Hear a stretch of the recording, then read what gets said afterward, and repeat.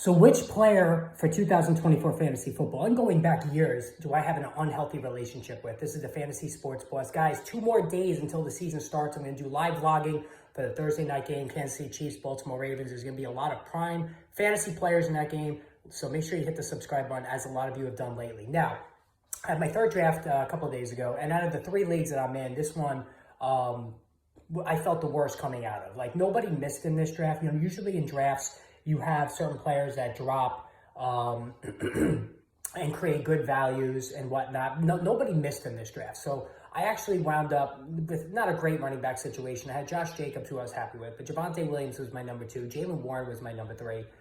And I had to draft a double tight end, Mark Andrews and Evan Ingram. And the thinking was I knew I would be able to trade one of them.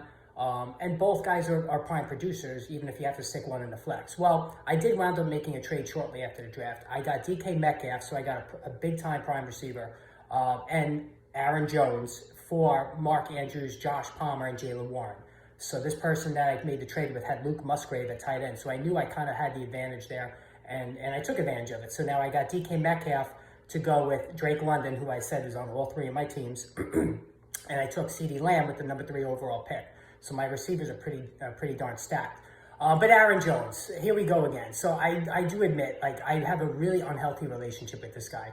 And there's 2 reasons for it. One is that he always is very affordable in drafts. Like, he's going back even to the beginning of his tenure with Green Bay. He's always come at an affordable price.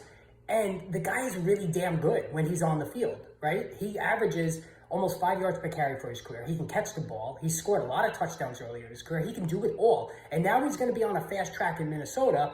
I know he's going to have to split some reps with Ty Chandler, but the guy is a very, very talented player, even though he's getting up there in age. But the problem is the injuries. He's injured every season, right?